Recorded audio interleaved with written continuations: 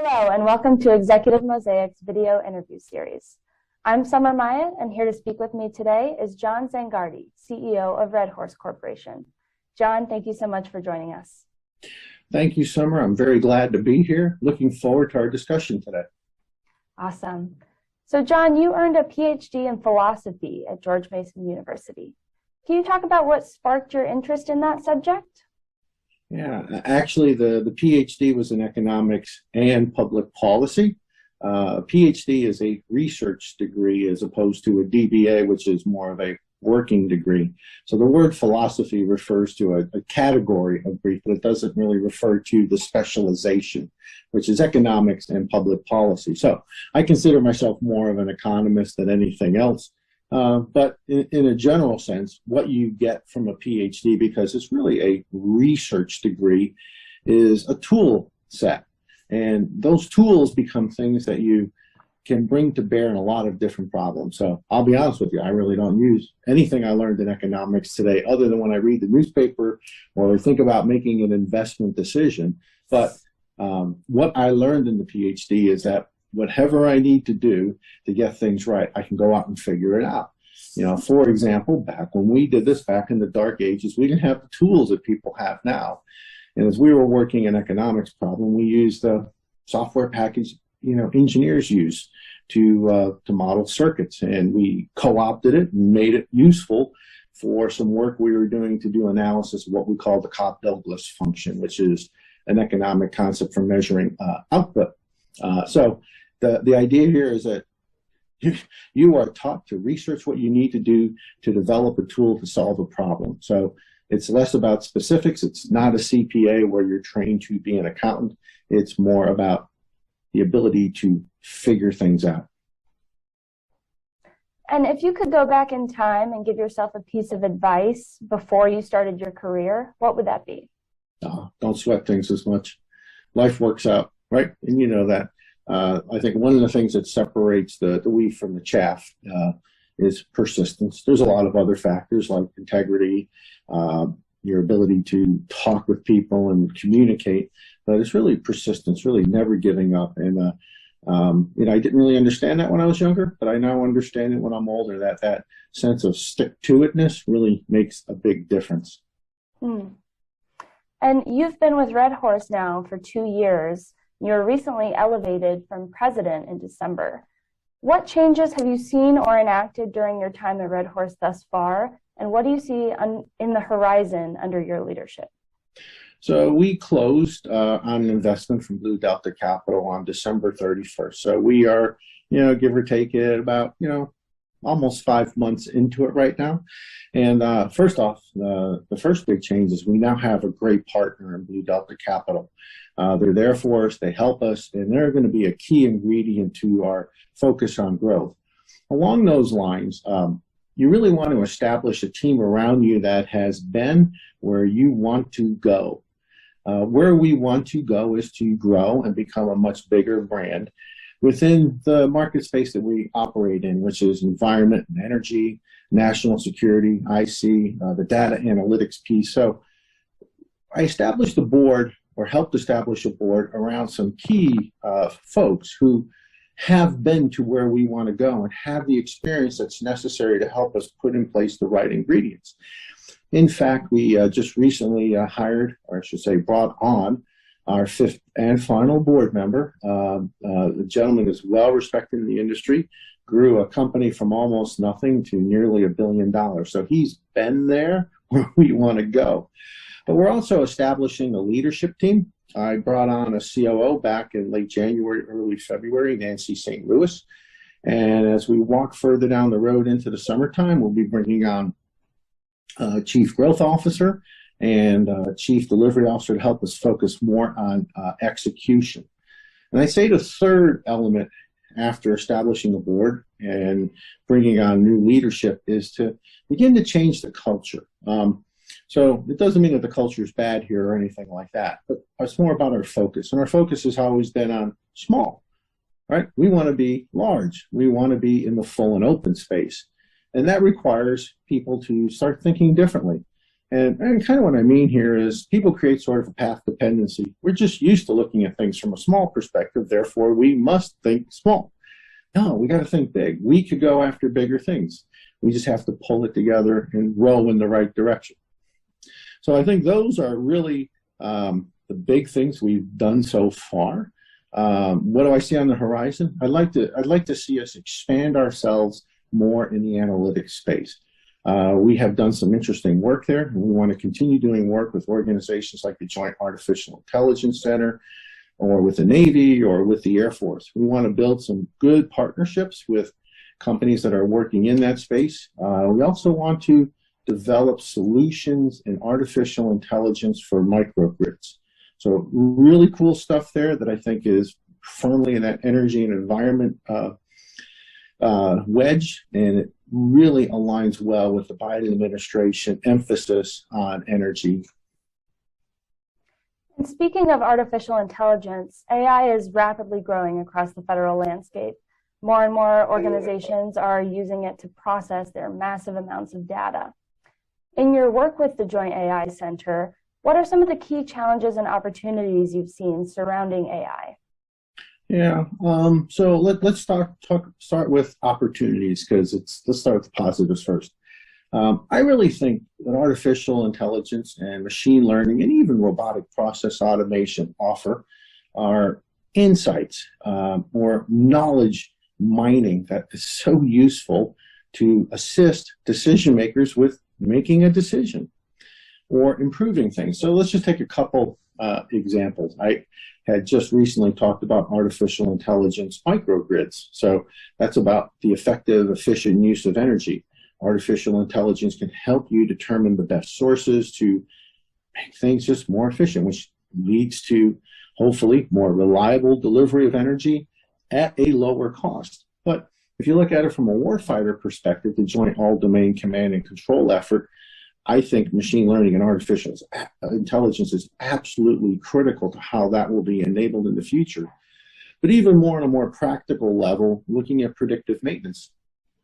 You know, I flew planes, and if you can use artificial intelligence to help you determine when to conduct maintenance on an aircraft before the aircraft breaks, that's key to ensuring that the full mission capability rates of aircraft that support our national security are available when you need it. So from an opportunity perspective, this is really ripe for things. But let me give you one more practical example from when I was a CIO at DHS. Something like natural language processing can be used in the FOIA process. There's always complaints out there about, wow, geez, I put a request in for FOIA and it's taking too long. Well, for folks that never dealt with a FOIA request, I'd like all the emails from a certain person for these period of time. Well, think of all the emails you get where people hit reply all and you get them. Every one of them goes into a stack. Going through that stack of emails to ferret out what exactly was asked for in the FOIA request could be accelerated with the application of natural language processing. That's just one example where we could take care of the customers better, right? Quicker resolution to inquiries from the taxpayer, I think, is absolutely an important aspect that can't be denied. But let's talk about challenges. You know, I mentioned earlier that I was an economist, and anytime a new technology comes around, people believe that it's going to take away jobs. And there will be changes in how people are unemployed.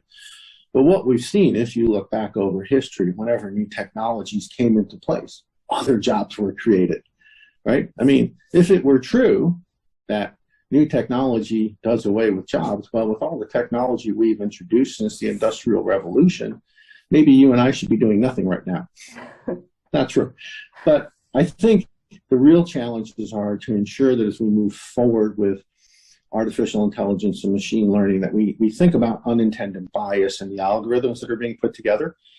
Some people refer to that as ethical AI. I think that is very important for us to be concerned about. We have to be concerned about data privacy and the security of that data. And we have to be also concerned that when we go back and look at solving a particular problem, that there is sufficient data for us to begin to solve that problem. So I think the challenges fall into the trust category, the security of the data category and the scarcity of the data category. And John, I know during your time at DHS as CIO, you also implemented a multi-cloud strategy. Since your time there, what changes have you seen in the cloud, and what do you envision for the future as more organizations migrate? Summer, it's really an interesting thought that, I've been around long enough to have seen a lot of things happen. And, not all of them are new. I mean, if I go back to college when I was learning Fortran a long time ago, probably most people don't even know what Fortran is. We had little key cards and we shared a computer at the university, right? And waited for the printouts. Well, that's kind of what cloud is today. It's about a shared resource in its simplest terms. But the question is, like, where is it going for the future? And I really think that the future is a little different as you go forward, but it builds upon what we're doing right now and in the past. So let me walk through a couple thoughts. First, data is the lifeblood of a business, of the military, of the intelligence community, of the federal government. It's literally the lifeblood. Some people have referred to it as oil, how oil is so important for fueling our economy or energy. I think it's going to become more ubiquitous, the need for it, and that will drive security. So that's the first change. I think that really has to happen. And I know the major cloud providing companies are very focused on security, and I was too as a CIO. And it's a complicated problem. But I think the trends are going to start pushing to something along the lines of distributed computing, or some people refer to it as edge computing. Bandwidth, latency become issues. And let me focus in on a really good example. Back when we were looking at data center consolidation when I was in the Navy, there were a lot of data centers. And as we went through them, we realized, well, the consolidation problem isn't as easy as you think. For instance, aircraft trainers need to be close to the data center that powers them because of latency. You would not want to have a pilot in a simulator or a trainer putting in a correction into the stick or the yoke or the rudders and have to wait 3, 4, 5 seconds for a response from it. So that latency piece there is very important. But you can also look at it from a manufacturing point of view. So, major silicon chip producers would really like to have, for the manufacturing process, the data center very close to the production process for similar reasons. So I think the future also includes a need for increased storage because there's an increased dependency upon data centers. I drive down Route 28 routinely, and it seems to me the data centers just spring up like weeds. I don't think that trend's going to end in the future. I think a third trend that we should look for is greater specialization in data centers. You might see data centers specializing along industry lines based upon regulation or need for analytics. Just think about the efforts around the intelligence community's cloud. I would say that is a very specialized cloud because of the security requirements. We could also see specialization along regional areas for a lot of different purposes because maybe one region of the world needs this kind of data more than that kind of data, and that's what you put there. I also think IoT is going to drive some changes in how the cloud is operated in the future. So in my mind, I think the big trends are the need for more security. Distributed computing is a part of our future. Increased storage is coming. There's going to be greater specialization, and IoT are the big trends in the future as we look at cloud. John, I want to talk about cybersecurity. Back in November, you wrote, "Hackers are increasingly sophisticated. The attack rate is not going down, and attack vectors are constantly changing. Any weakness can be exploited." Now, 2 years after the SolarWinds attack, where do we stand in cybersecurity? Where are the remaining gaps, and what have we accomplished thus far? Didn't Richard Nixon say, "Trust but verify"? So I think cybersecurity is always a case of trust but verify.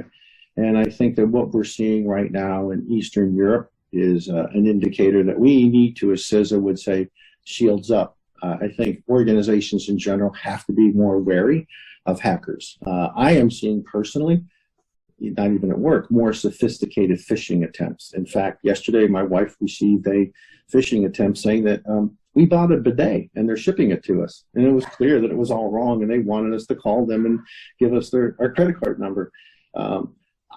Clearly for me, it was a phishing attempt, but they are becoming more sophisticated. And I think that's a problem. But let's get to the core of that article. People always say diversity is a strength, and I agree with that. But I think it's important to apply it to security. And if you establish, if you will, a mono software approach to how you secure your enterprise, you are very dependent upon that one particular tool or vendor. And if that vendor or tool is breached, how do you restore your operating capability? And that comes down to a couple pieces.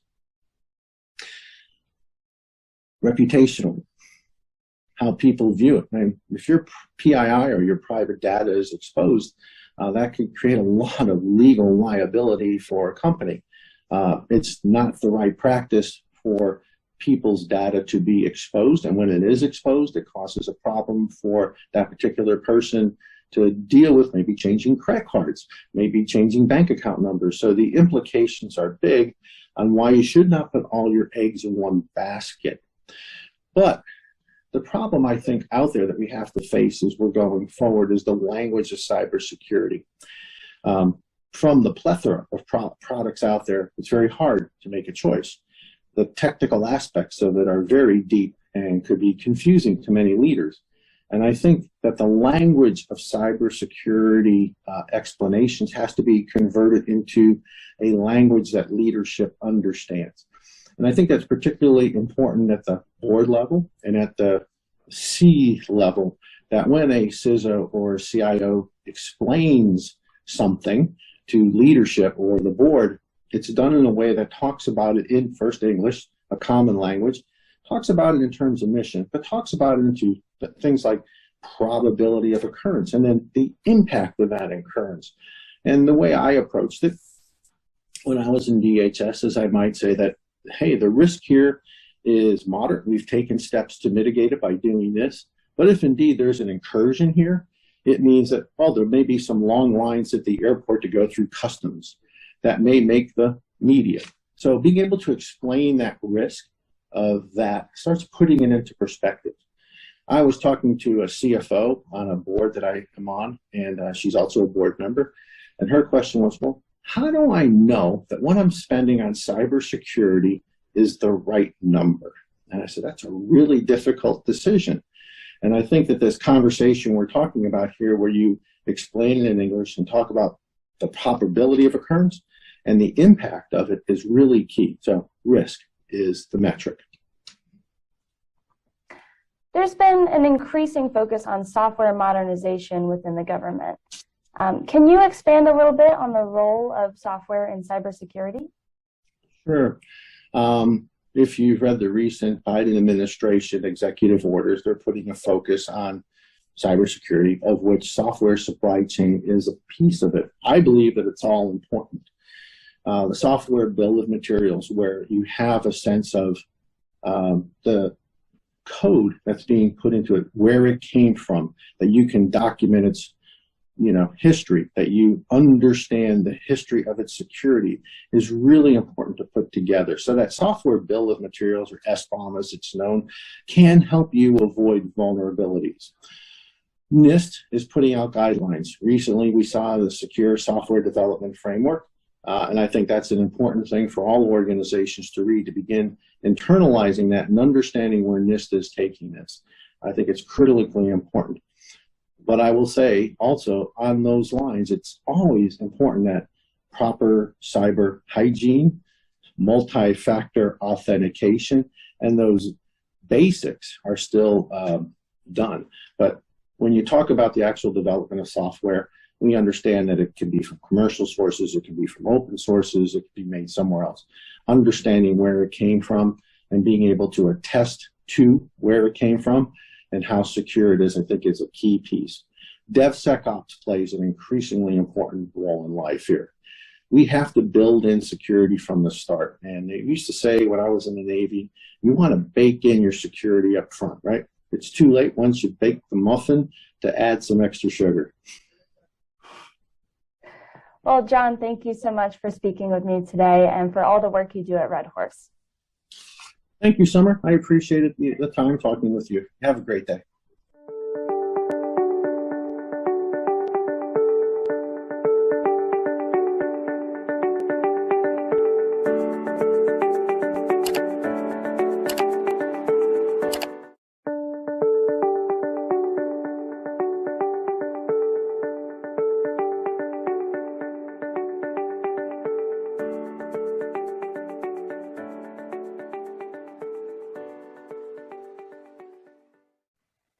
Hello, and welcome to Executive Mosaic's video interview series.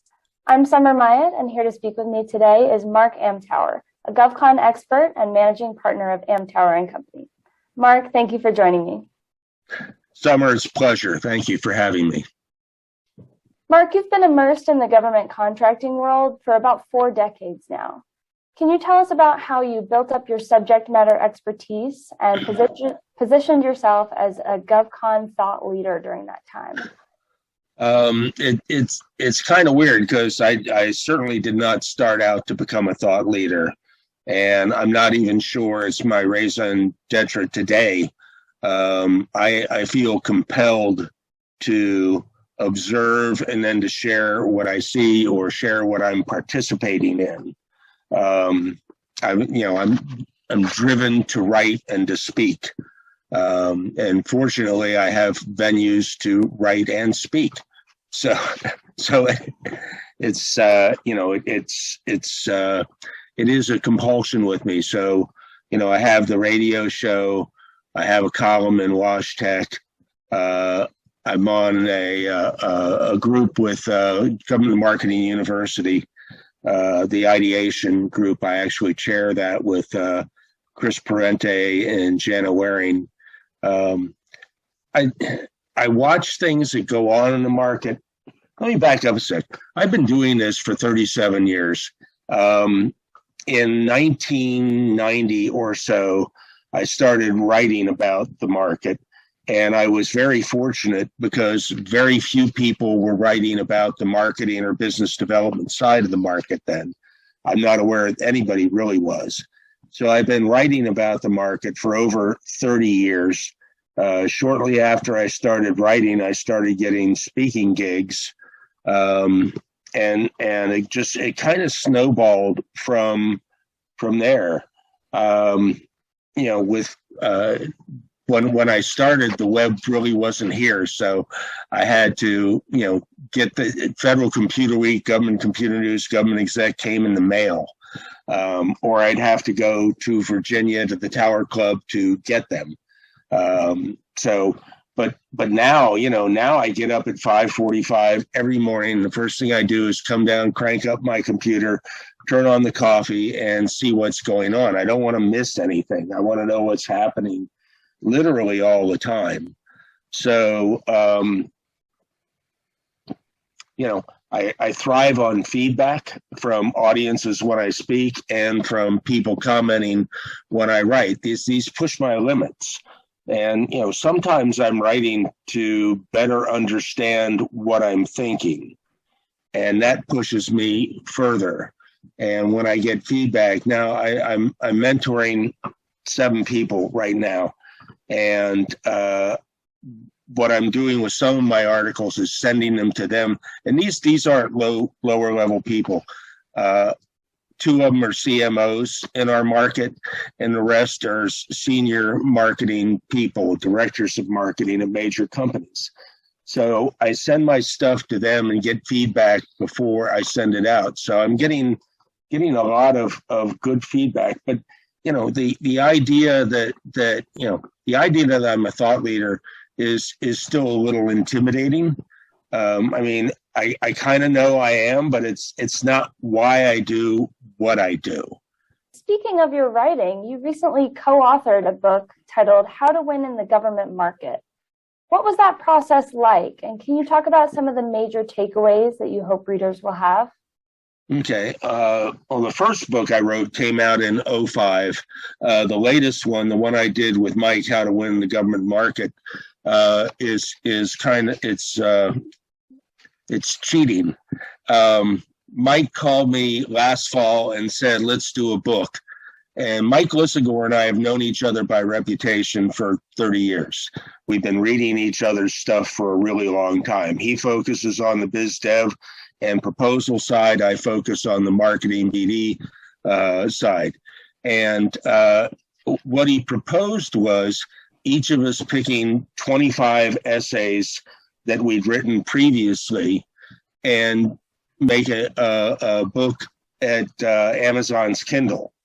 So between the two of us, we probably have around 1,500 articles that we produce, because Mike's been writing at least as long as I have, possibly longer. So, you know, just on LinkedIn, I have 200 plus articles. So, and I've only been writing there for 7 or 8 years. So we compiled the articles. He did the editing, and it came out via Amazon. And that's a very cool process. But it was a different process for me. I've had self-published books. I've gone with Wiley and Sons for selling to the government. But this was the first time I've really done an Amazon thing, and that was pretty cool. Well, in the digital age, and especially since the onset of the pandemic, more and more of our daily lives and our professional brands are online.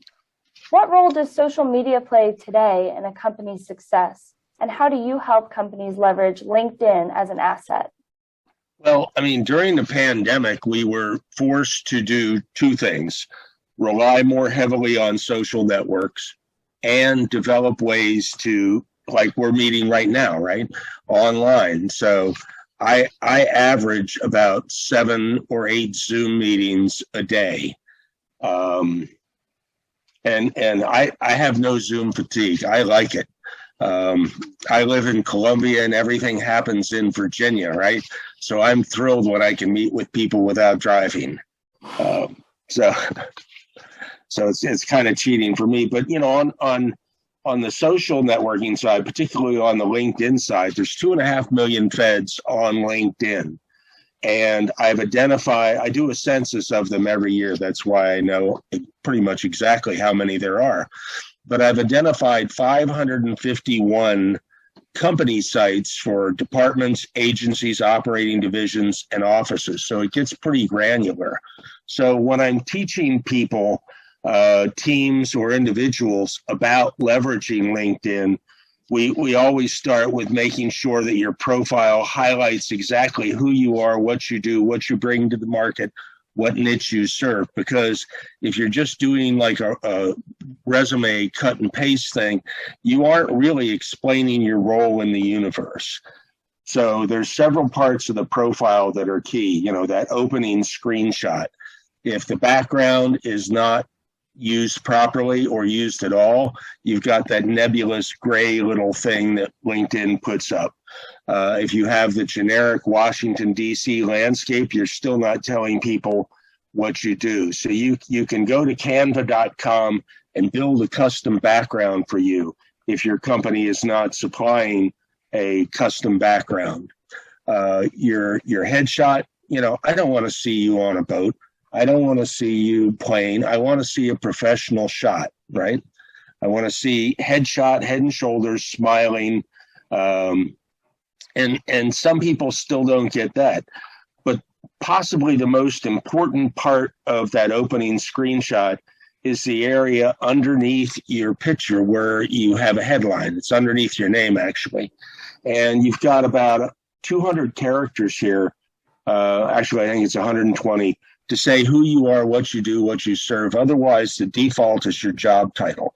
So when I'm teaching people, I get pretty granular on that aspect, because you can be sharing the greatest content in the world, making, you know, trying to reach out to people. But if they go back to a profile that doesn't clearly enunciate who you are, what you do, there's no reason for them to accept the connection.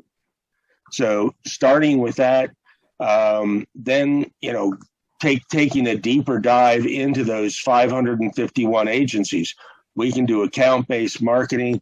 We can help you build a subject matter expert platform.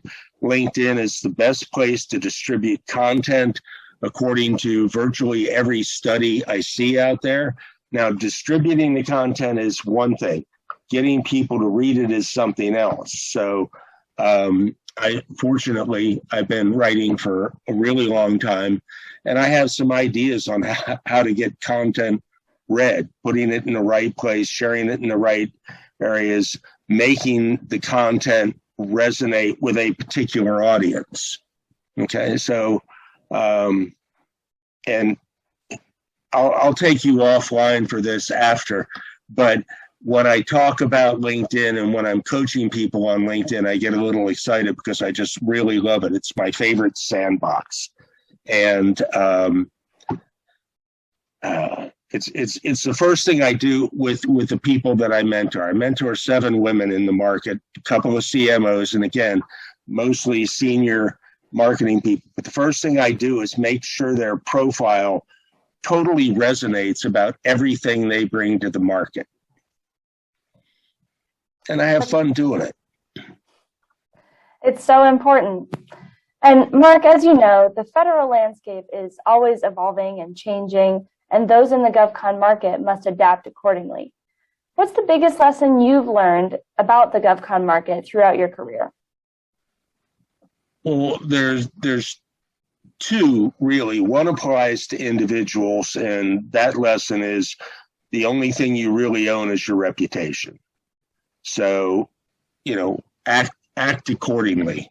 For companies, the biggest lesson is market share is rented. It's never owned. And any company on any contract can be moved unless they are proactively working that thing. And I've seen some really, really big contracts where the incumbent is literally moved aside for seemingly small reasons, but they aren't small reasons to the people inside the agency. If you've owned a contract for a long period of time, arrogance and complacency can settle in. Those are killers. So anybody can be moved, any company can be moved if you don't manage everything properly. So for yourself, your reputation, for your company, keep in mind, market share is not owned here. We're only renters. We're only passing through. Mark, if you could give one piece of advice to someone entering the GovCon sector today, what would it be? First of all, GovCon, the federal market is the largest market in the world. It's the coolest market in the world. It's the biggest money in the world. And, my degrees are in American literature. I've never had a business class in my life. I've taught graduate school for George Washington in the MBA program, but I've never had a business course, right? So find something that you can develop a passion for and grow your knowledge base, and never assume that your knowledge base is sufficient, because it's not. If you're not continuing to grow, continuing to learn, continuing to understand everything that impacts this market, and especially your niche in this market, you're going to fall behind. But if you can develop that passion for what you do, it's going to take you a really, really long way. Well, Mark, thank you so much for your time today and for all the work you do at Amtower and Company. Summer, thanks for having me. I appreciate it.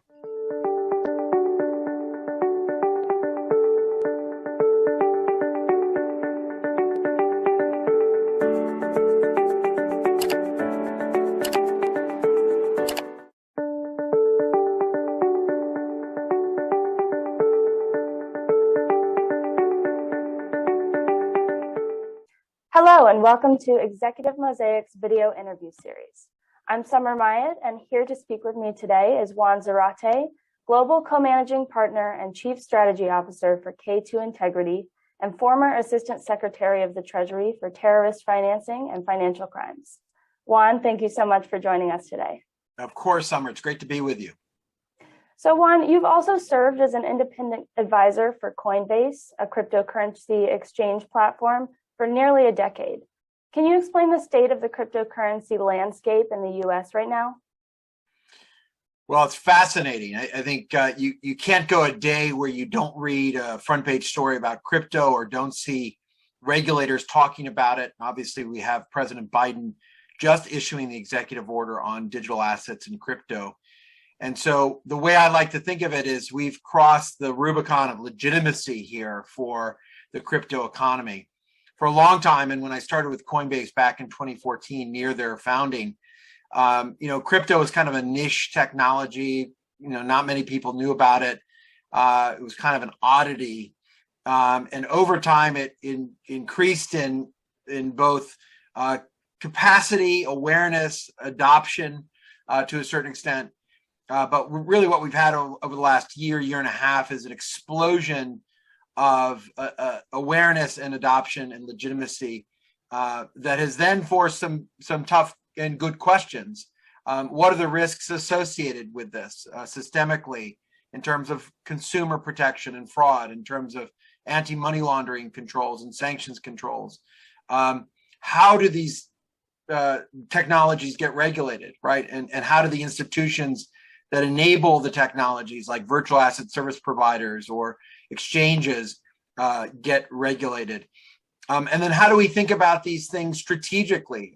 What is the US role in this environment? Does the Federal Reserve issue a digital dollar, which is a big question that is being contemplated? How does this relate to the digital yuan that the Chinese have issued and are trying to use, or the crypto ruble, or these other central bank digital currencies? So we're at really the nascent stage of this industry, and we're facing a degree of maturity that is something like we saw with the internet, with the adoption of the internet. What are the rules? What are the players? What's the infrastructure? While it's reshaping the financial landscape as a new financial system, potentially new types of financial assets. All of that makes it fascinating, makes it risky to a certain extent, and also ripe with opportunity. You mentioned the growing legitimacy of cryptocurrency, and we know in January, the Federal Reserve released a white paper examining the pros and cons of adopting a central bank digital currency. How would the creation of a central bank digital currency or digital dollar affect the American economy? And what new trends could we expect to see in that space if the US embraces digital currency? It's a great question. And the question as to whether or not the US will adopt the digital dollar was echoed in President Biden's executive order as well. What's interesting here is a debate, I think, in the American context as to whether or not you actually want the central bank to issue a digital dollar.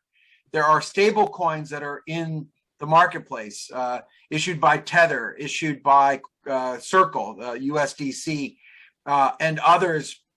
We recently saw that Silvergate bought the technology and the elements of a potential stable coin from the DM networks that Facebook had launched.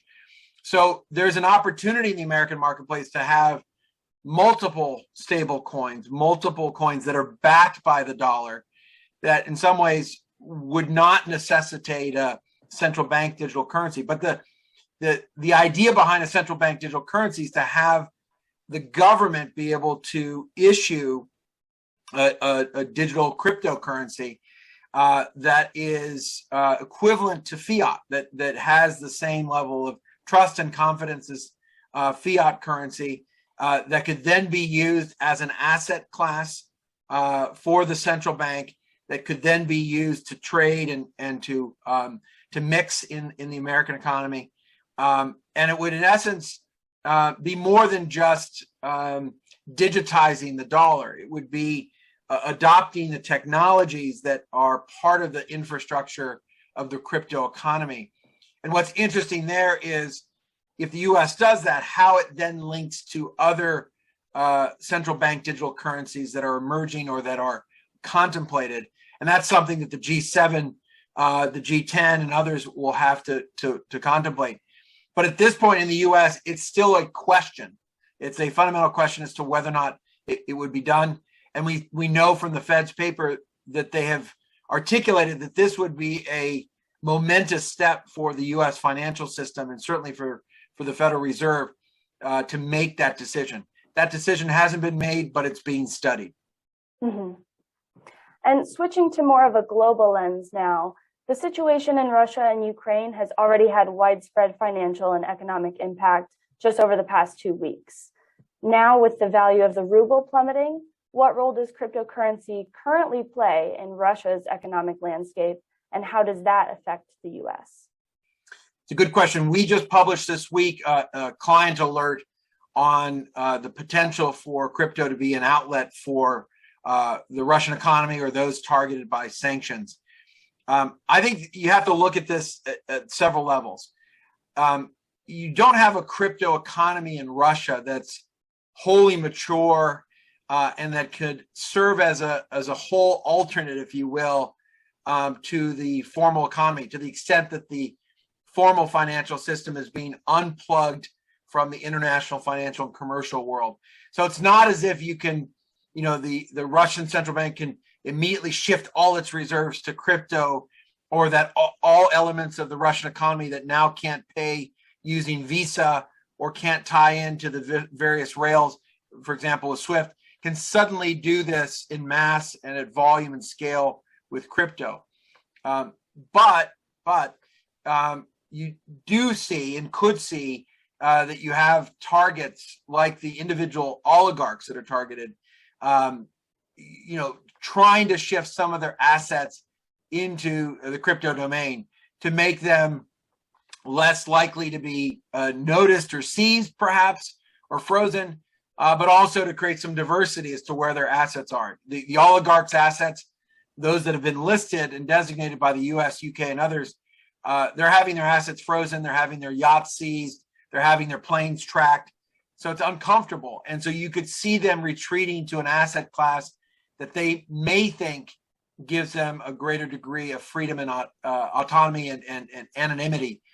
The challenge there, of course, is U.S. law enforcement and others around the world have demonstrated that if you're on the open ledger, if you're using Bitcoin or Ethereum, your wallet can be not only spotted, but tracked and frozen.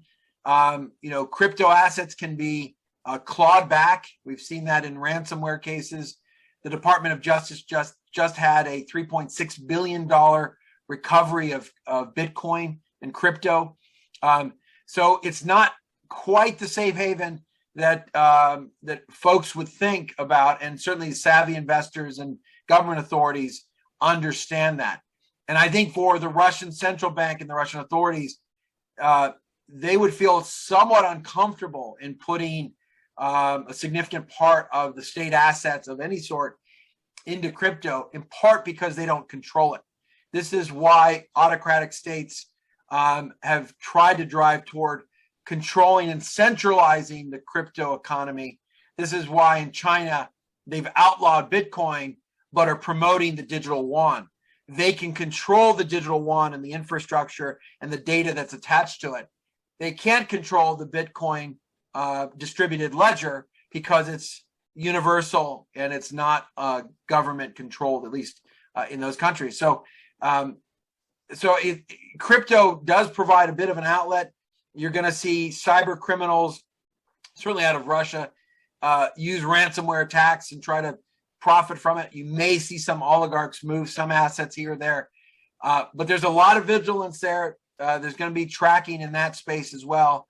And I don't think the crypto economy is mature enough, certainly not in Russia, to serve as an outlet for wholesale economic conversion or sanctions evasion. So this element of evasion of detection is very interesting. And I'm wondering how the U.S. is working to enforce sanctions across Russian cryptocurrency transactions. Well, what you've seen is a maturation over the last couple of years with the Office of Foreign Assets Control, U.S. law enforcement, and U.S. banking regulators recognizing that there are opportunities to actually trace and enforce anti-money laundering laws and sanctions in the crypto ecosystem. Now, there are pockets of that ecosystem that are hard to crack, that sit behind veils of privacy or secrecy that are very difficult to get behind. But we've seen with U.S. law enforcement and certainly with Treasury Department officials and OFAC, a desire to try to use analytics and to use investigatory tools to try to understand where nefarious actors, illicit actors, criminals are using crypto, how they're moving it, with whom they're interacting.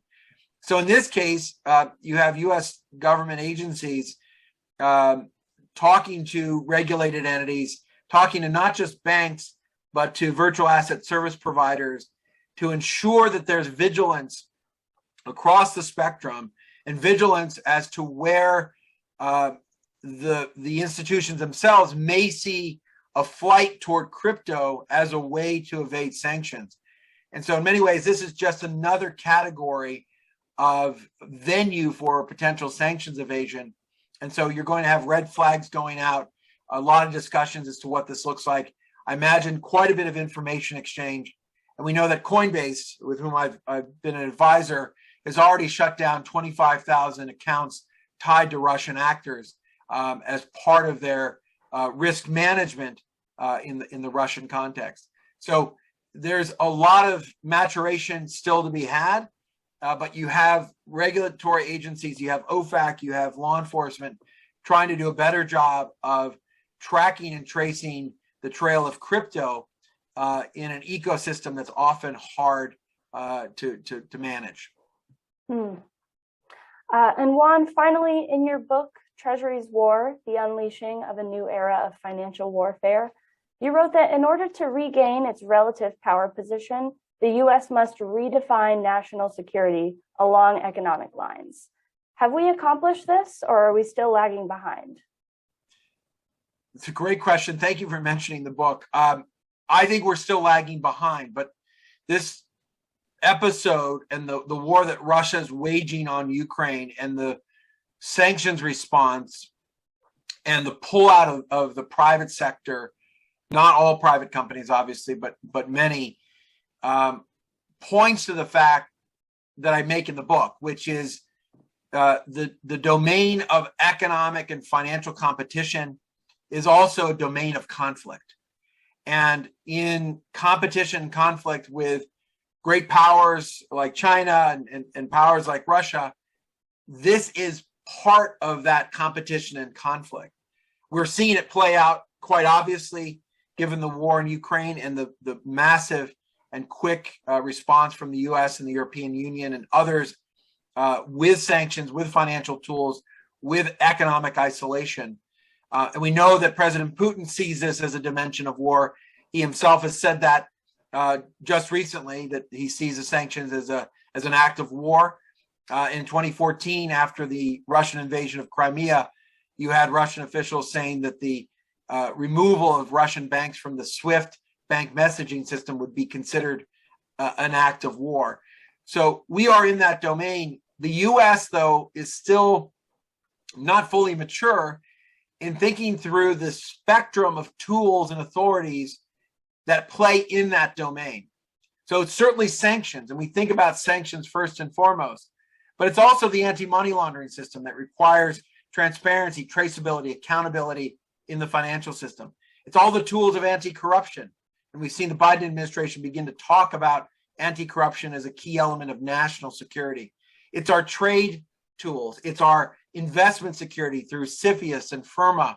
It's our export controls, which form a part of the response to Russia. It's also the positive economic influence and investment that the government, in concert with the private sector, can bring to bear in competition with the Chinese and the Russians and others. So it's an entire suite of tools that we have in the economic and financial domain, which in the American context, we've often divided between public and private. We're now in a period where that divide is blurred, and we need to be thinking about this domain much more aggressively as a domain of conflict. That's part of the message of Treasury's War. And it's why in chapter 16, the last chapter, I labeled it the coming financial wars, because you could forecast that we would have a moment like this with Russia, and we may have a moment like this, or hopefully not quite so extreme, with a country like China. And we have to be prepared with the tools of economic security that allow us to influence events in a way that doesn't require us to use military force. Very interesting. Well, Juan, thank you so much for sharing your insights with us today. We really appreciate getting to hear from you. Thank you, Summer. I appreciate you giving me this venue, and look forward to the next time.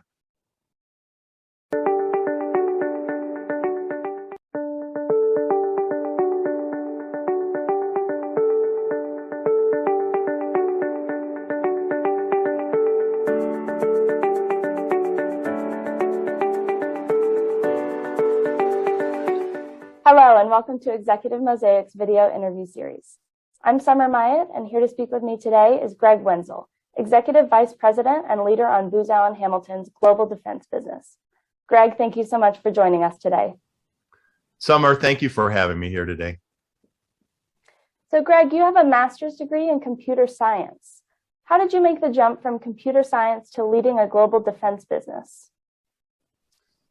I would say it was a combination of I like to build things, solve problems, and also served in the military. So that unique combination at the time got me a job at Booz Allen over 30 years ago. Yes, I am institutionalized at Booz Allen, but I would do it all again because Booz Allen as a consultancy and a problem-solving institution matched my core values and interests. And so basically understanding the client's issues and challenge when it can be solved with the latest IT innovation and building an IT system.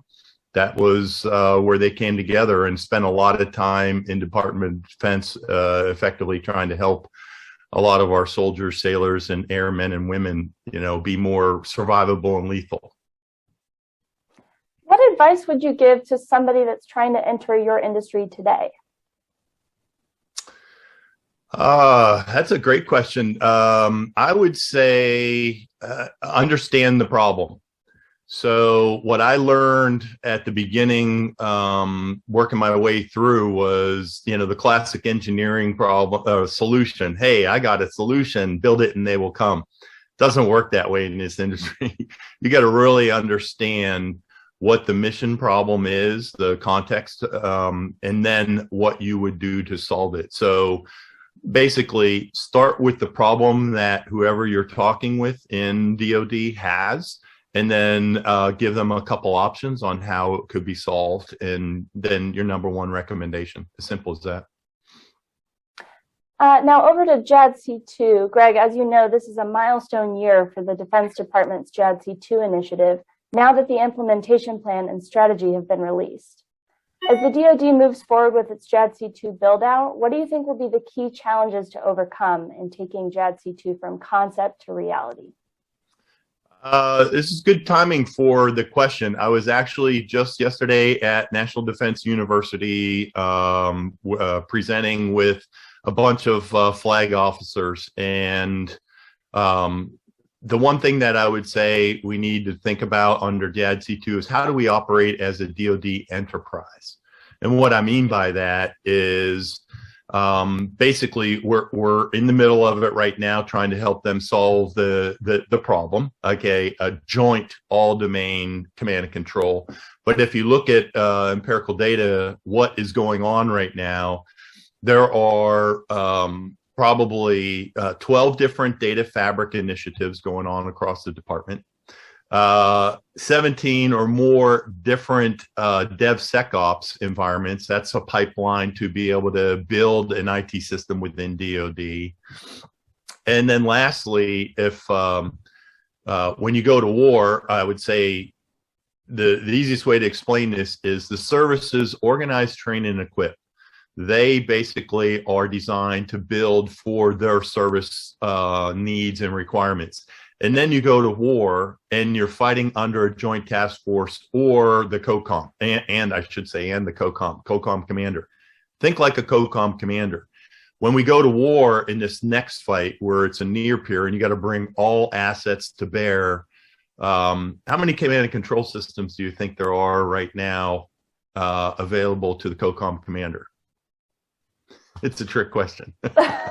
32 and counting. We're actually finding, and so, and then it's up to the COCOM commander to be able to stitch them together and connect from sensor to effector or shooter. And so we do that in a point-to-point, after-the-fact fashion. And going back, it's a long-winded answer to a very short question. I would say we need to operate as an enterprise. In corporate world, how many data fabrics do you think we have at Booz Allen? One. We can only afford one to network our systems together. And so that's what I think, and I was informing some of the DoD leaders, can we start operating as an enterprise where we think, instead of culture, where we compete for resources and things like that, and even within each service, they compete, they're so large, they compete for resources. Could we agree, okay, the Army is going to be the data fabric layer, DISA will be the infrastructure layer, and we will all agree to use and plug in. So on the topic of this enterprise-wide data fabric, a main pillar of the JADC2 strategy is modernizing information sharing for mission partners and across services. Can you talk about the urgency behind this line of effort, and why is a mission partner environment so critical to JADC2? I agree. It's imperative. So this is just a few years of experience in DoD talking at you. So we, how do I say, you know, the whole story around the near peer, aka China and Russia, you know, the People's Republic of China. The issue is they have same technologies that we have. I would say our technologies are better, but they have more than 3 times. They have a lot more than we do. So they come at us with force. And the only way to really be survivable is to be able to be networked, agile, and lethal, right? Think of oh, and I'm stalling on the metaphor, the guy that went against the giant with the sling. You'll edit this. David and Goliath. Yes. Think of the, you know, so think of the David and Goliath scenario. The best way, we're going up against Goliath that has more. So we have got to be networked, and it's not just the US. It's with our coalition partners. So when our adversary knows that we are united with either NATO and all those countries in NATO, or in the Asian Pacific region, Japan, South Korea, all that, and we're connected with them in a coalition environment, they'll think again about trying to move into Taiwan and things like that. Achieving a common understanding of the operational environment, like you spoke about earlier, will require the deployment of advanced sensors and cutting-edge technology solutions. As someone with an extensive background in technology and the digital battle space, can you talk about some of the tech innovations you're looking forward to seeing as JADC2 comes to life? Sure. What I see, you know, you hear in industry, the AI, artificial intelligence, machine learning, and the data fabrics. I mean, I personally have been working data integration and connecting systems together for 3 decades. I mean, it's just coincidental and fortuitous. Now that it's a big problem in DoD, I was doing it in the commercial sector. The technologies are continuing to evolve. AI has been around for decades, but the technology has matured to the point where the compute is there, so we might be able to automate some of the processing of the data. But to be able to do AI, it's like a layer cake in my mind. AI needs a lot of data to train it. I mean, AI is like a 5-year-old. I mean, they're a sponge. They're learning. The algorithm is learning. It needs a lot of data. To get a lot of data, you need to connect the systems together and share the data. We build in stovepipes. It's the way we build IT systems in DoD, like we do aircraft, ships, and tanks. Shrink wrap, monolithic, cost schedule performance for a program manager. We need to flip it, like the internet. Create an environment that allows all the IT systems to plug in, exchange data securely, and then we'll be able to allow the next technologies of any advanced data processing, any advanced sensors. Sensors continue to evolve.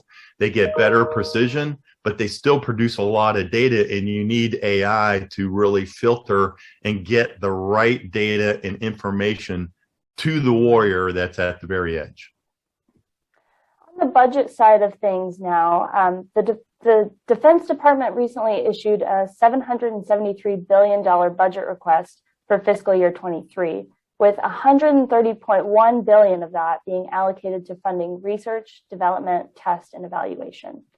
How would this new budget support strategic investments in the JADC2 framework?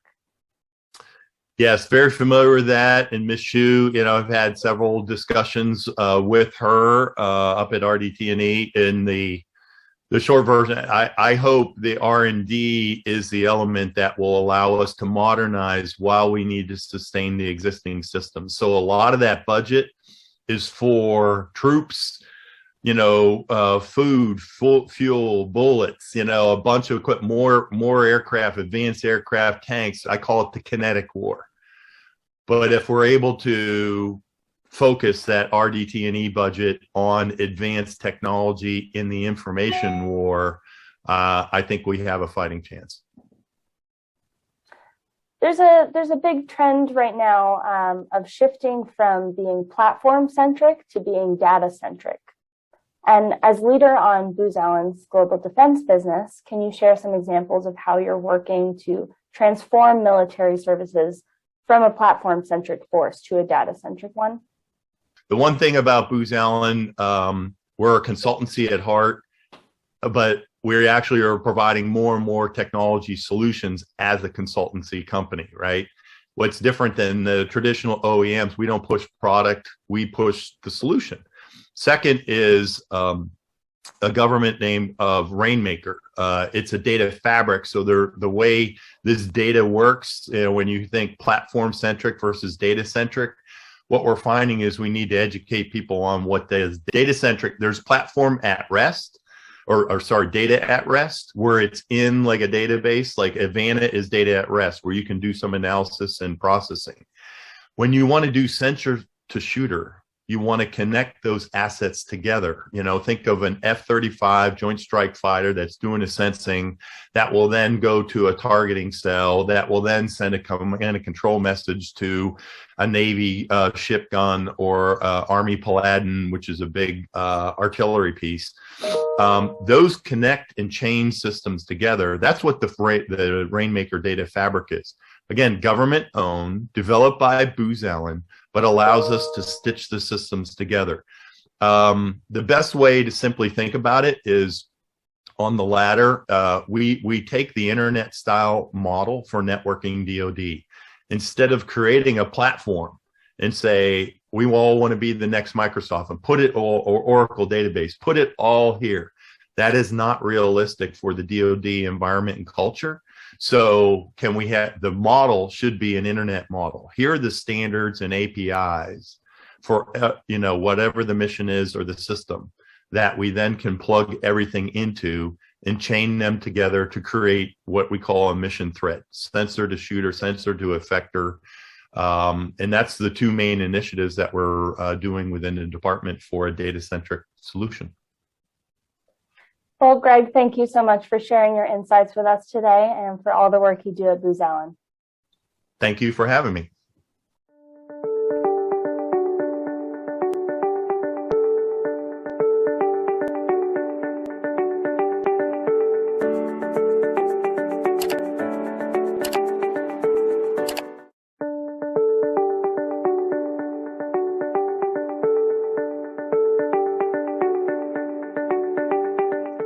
Hello, and welcome to Executive Mosaic's video interview series. I'm Summer Myatt, and here to speak with me today is Grigg, Global Public Sector Chief Technology Officer for Chainalysis. Gurvais, thank you so much for joining us today. Well, I'm glad to be here. Thank you for inviting us. So Gurvais, you joined Chainalysis after 23 years at the FBI, but you got your Bachelor of Science in Biochemistry. How did you make the jump from biochemistry to a career in Homeland Security? Well, it's kind of an interesting story. In fact, it goes all the way back. I'd always dreamed of being a doctor and had gone to college and was pursuing a degree in chemistry, then realized I'd taken so much biology and physiology that I could get a biochem degree even sooner. So I pivoted and got my biochem degree, was interviewing with medical schools, and realized as much as I love science and medicine that I just didn't want to be in school for the next 12 years and really wanted to get on out into the workforce. So I made a pivot and became a stock and bond broker. My father and I started our own brokerage business, and that was a lot of fun, and was doing that for a number of years until one day we were at the bank, and a good friend of mine was the bank manager there, and he told me about his interest in perhaps joining the FBI. And the more he talked, the more I realized that was the thing that I never knew I always wanted to be. And so I spoke with my wife and then cold called the bureau about a job, and one thing led to the other. And by the end of that year, I was running through the woods of Quantico, and continued to work in the FBI, and use sort of both of that science background as well as my white collar experience, tracing money, working financial crime cases, and then ultimately terrorist financing and technology. Wow, that's a very interesting story. Yeah, it was an evolution. Can you tell us an interesting fact about you that you think not many people may know? Well, I'm fluent in Spanish, and spent some time in Central America when I was between my freshman and sophomore year. You really learned to love the people there and enjoy sort of what is Latin America and the language and culture. So I have a great affinity for that. That's awesome. Can you talk a little bit about your role at Chainalysis right now? Sure. Well, in my role as public sector Chief Technology Officer, my job is to ensure we're building the best tools and gathering the right data for our customers. So my typical day or week is spent talking with clients in law enforcement around the world, in both in Europe, the Americas, and Asia, to make sure that what we're delivering for them is what they need.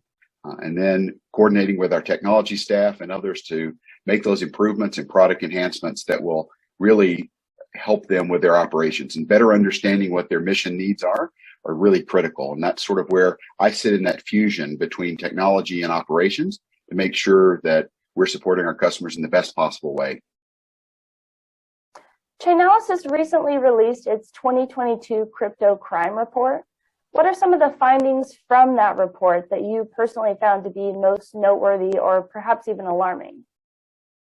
Yeah, well, there's quite a bit of information in there, and I'd invite any of your listeners to go and log on to our website and download it. It's a great read. There's a lot of really interesting and new dynamics that we've added to the report. But I think one of the big takeaways that they will notice right off the bat is that total illicit activity involving crypto increased, and it increased dramatically. However, the percentage or share of illicit activity is now at an all-time low. Well, what do I mean by that? Well, while we saw a significant increase in the total dollars associated with illicit activity, because as you know, we map the blockchain and we look for and identify addresses and activity associated with illicit use of crypto. And so as our database and our information grows larger, we're able to associate more and more transactions with illicit activity. And so that number and the amount of activity increased. But when you look at it as a percentage of overall market cap and the size of the market, it actually dropped, and it dropped dramatically. We found over $14 billion worth of illicit activity associated with crypto. However, our data, based on what we could see, that represented less than 0.15% of all the transactions that we were able to look at. And that's down from 0.62 the year before and 3%, over 3% the year before that. So we've seen this dramatic drop in the overall percentage of illicit activity relative to the size of the growing market. I think that's a positive for consumers, because that means that while more people are coming into the space and more dollars are moving into it, the actual share of illicit activity is being diminished. That means partners and banks and financial institutions around the world are doing a good job at identifying and weeding out or preventing that kind of illicit activity. But make no mistake, $14 billion worth of illicit activity is a huge number, and one we should be concerned about. Another positive element that was in the crime report was the growing ability of law enforcement to seize illicitly obtained cryptocurrency. You've got a background in national security and law enforcement. Can you talk about how U.S. law enforcement is responding to the rise of crypto crime? I think what you're seeing is a demonstrative increase in the level of crypto literacy and sophistication among these agencies. You know, back in the day when I was working at the Bureau, we used to say, if you really want to make an impact on the crime, you've got to take back the money. In other words, criminals should not be allowed and cannot be allowed to keep the proceeds of their illicit activity. We have to work very hard to find that money and get it back to those victims. And I think this past year, you've seen dramatic efforts by the IRS, by the Department of Justice, FBI, and other agencies, both in the United States and around the world, who've been focusing on following that money and, where possible, seizing those funds and returning it back to victims in the tune of billions of dollars in returned assets. That's a significant win.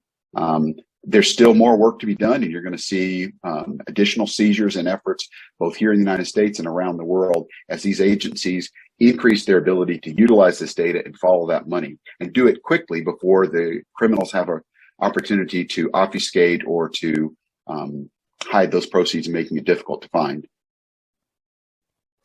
And also, according to the report, we're seeing ransomware being used now as a geopolitical weapon. We saw this in January when Ukrainian government agencies experienced a ransomware attack by hackers believed to be associated with the Russian government. Do you think ransomware has a growing role in the geopolitical issues of the future? I do. We see very little signs that ransomware is slowing down. In fact, more and more actors are coming into this space. And as you noted, and as identified in our report, and even in our mid-year report from last summer, we identified large numbers of these ransomware strains coming out of Russia and out of other Commonwealth independent state associated countries. Ransomware is a challenge, and it is being used by certain actors as a geopolitical weapon.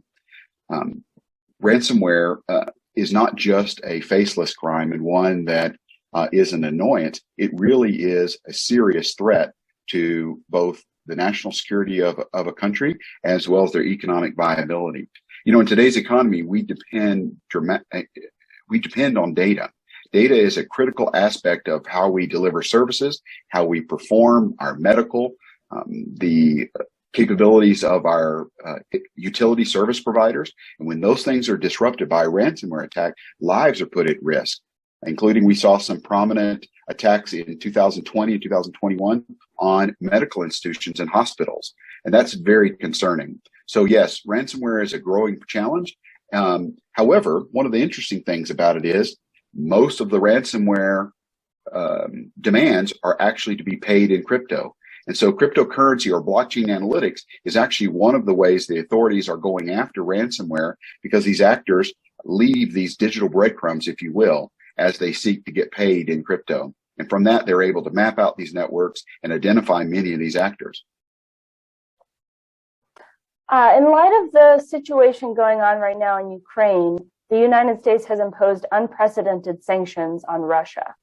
What effect do you think these sanctions will have on crypto activity in Russia? And are there any significant trends you're seeing in that space right now? Yeah, that's an interesting aspect. Obviously, sanctions have a long and rich history of being utilized to thwart the actions of rogue states as well as aggressor nations. Some of the concerns that are being raised is, well, will we see a pivot shift by some of these actors into crypto as a way to try to evade sanctions? And so we've been looking at that really hard. And part of our data is able to look at, some of these criminal whales or these organizations that have large wallet holdings or move money in and out of regions of concern. As of right now, we're not seeing any unusual activity in Russia or the Ukraine from a macro level.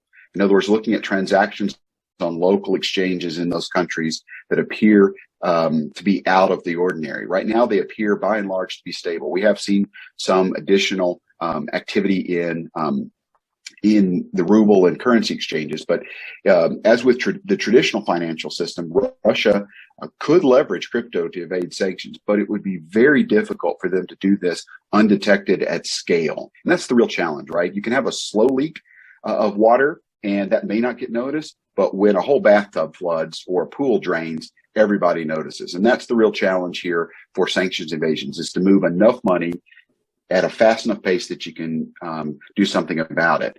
And we're just fortunately at this point, we have not seen that pivot shift into large amounts of activity in Russia and the Ukraine with regard to crypto. And I think a lot of that has to do with simply because of the transparency of crypto provides. And it gives an opportunity to identify and shut it down should it be detected by the authorities. And stepping back a little bit and looking at kind of the big picture of cryptocurrency, what role do you think crypto plays in the global economy in the future? Well, I think that story is yet to be written, but here are some facts that I try to think about when I ponder that question. If you look back in 2019, there was about $1 trillion exchanged hands globally in crypto. That's a lot of money. But in the context of the larger global economic system, a very small percentage, right? Then in 2020, that number went up to or in 2021, that number, 2020, that number went up to 2.8 trillion. What was it last year in 2021? It was 15.8 trillion. So we have $1 trillion in 19, 2.8 trillion in 20, and 15.8 trillion last year. That's a dramatic growth of adoption. Now, granted, there was also some capital appreciation in some of those crypto assets, which helped fund that overall exchange of value. But it's clear that there are now millions and millions and millions of more actors coming into the space, exchanging crypto and using that as a value transfer system. What will we see in the next 5 years? I think we will look back on these days and say, remember when we thought crypto was a small part of the economy? We're going to see crypto become a larger and larger part of our global economy. One of the co-founders of our company, Michael Groniger, says that he believes the day will come when all value transfers will be reflected on the blockchain.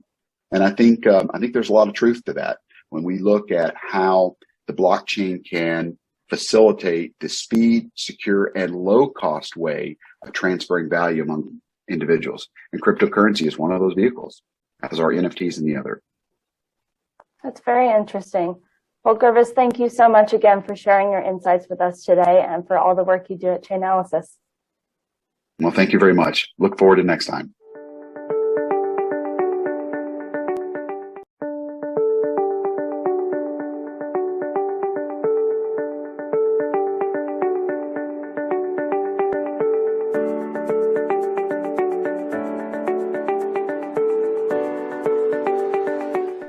Hello, and welcome to Executive Mosaic's video interview series.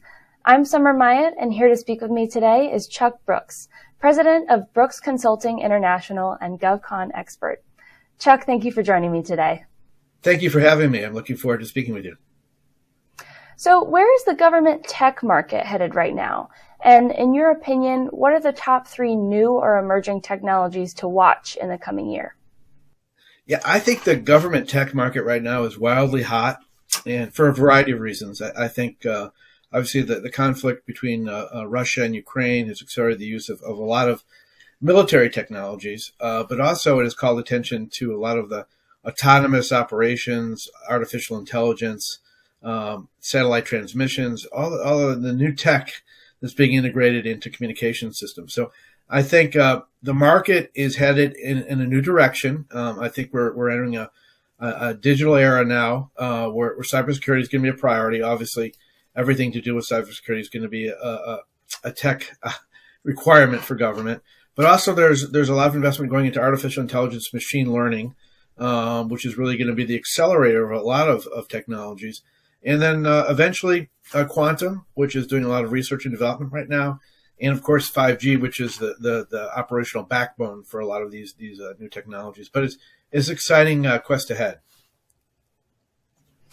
What are your thoughts on how the public sector is handling cybersecurity in 2022? Is enough being done today to protect us against the cyber warfare threats of the future? Well, it's sort of a two-part answer. First of all, I think they're doing pretty well considering what has not been done in the past decade or more. This group, particularly at DHS CISA, has brought in a lot of private sector talent. They've initiated the zero trust strategies. There's a lot of proclamations coming out from OMB, from DoD, from all over. So they've been very aggressive, particularly against the backdrop of the threat from Russia. But unfortunately, it's just too little. I mean, the attack surface is so huge. There's so many vulnerabilities that we have with legacy systems in government, and the patching them and correcting them and redesigning them is going to be a long time to do all this. But I think we're on the right start, and I think a lot of this requires moving to the cloud, obviously, looking at a zero trust formulation that looks at all our vulnerabilities, and also getting vendors and government on the same page that they have some basic cyber hygiene. And speaking of zero trust, that's definitely been talked about as one of the biggest solutions to the cybersecurity issue today. Do you think that zero trust can really solve our cybersecurity needs right now? And realistically, what's the timeline for having a government-wide implementation of zero trust standards? Good questions. First of all, zero trust is really a strategy. It's not a panacea. It's not going to offer all the solutions immediately and make you cyber protected. However, it's a start. It requires government agencies, every single one of them, to look internally to see what they're connected to see who has privileges, to see that their sensitive data is segmented. So all that is great stuff. It's going to take time, but they're milestones, selected by OMB for them to achieve this. And I think anything that the government does to sort of reflect where they need to redesign their security is an important thing. And some agencies have been doing this anyway. DoD and the intelligence community have been more of a zero trust posture anyway. Again, I think they're going to, some of the recommendations are very strong, that I think they're going to have to up that game too. But again, zero trust is not it's a whole series of things that need to be done. And just knowing about it and knowing what to do and having a risk framework is really the first part of it. And you recently wrote about tech foraging, which is this process of harnessing innovation and technology that already exists in places like academia and research labs. Can you talk about the role of social media in tech foraging? Can LinkedIn actually drive innovation in the GovCon market? And if so, how can executives get more involved? Yeah, I mean, that's another great question. The first part of it is the tech foraging I've been involved with for many years when I was at S&T and DHS. There's a whole lot of treasures out there, particularly in the national labs and stuff. And to find them and use them is really important. I think now with artificial intelligence, we have that capability that we didn't have. And I think COVID's a good example of it. We were looking at different drug interactions, all kinds of applications for COVID. We can do this in a lot of industries. With regard to social media has really become the medium for communication. And if you look at what's happened over the past couple of years, most government agencies and most vendors have been communicating back and forth over LinkedIn. They're sharing ideas. There's great groups that show a lot of the innovation. I have a couple of them myself that I run on LinkedIn, but the posts are amazing. They're coming out of DARPA. They're coming out of ARPA. They're coming out of DHS. They're coming out of DoD. They're coming out from individuals who are futurists. And some of those things that they're promoting and talking about actually go to the next stage. Government's looking at them. They have now innovation units throughout government. They realize that this next battle for geopolitical dominance is not going to be with numbers and people. It's going to be with technology. And so particularly a lot of agencies are looking for ways to optimize the capabilities and also to know what's out on the horizon. And when we talk about these, particularly about, we find out that Russia hacked a Ukrainian satellite. This changes it, and it's all over LinkedIn. Everyone in the Defense Department sees it. articles are written about it. So social media is really a catalyst. It's a catalyst for innovation, and it's being used more and more because of that. We're sharing ideas. It's open source, but it's a great source for anything you want to find out about any topic. Chuck, what's one thing you wish you knew about the GovCon market before you became involved in it? Well, it's interesting because I've been dealing with the market from different roles. I was on Capitol Hill for 10 years writing the legislation. And then I worked at DHS, and then when the vendors are coming to me, I think one of the things I found out when I was more in industry is that you have to look at most people have this perspective that you need to go to the top to get really anything done. You need to go to the directors, the undersecretaries, etc. That's just not the case. It's the rank and file inside government, the people, the program managers, the specific SMEs that really make a difference. And the thing I wish that everyone would know, particularly in that circle, is really to cultivate those relationships early on, because it's a big government, and the more people they move up the chain too. That's the other thing. So I think that rather than look at things just to pursue RFPs, look at ways to develop relationships and share your ideas and publish more and let them know about you. So I think it's really more of an educational process. I think that you're looking in a campaign rather than just having someone come out of government and say, get me a meeting with that person. So it really is much more holistic.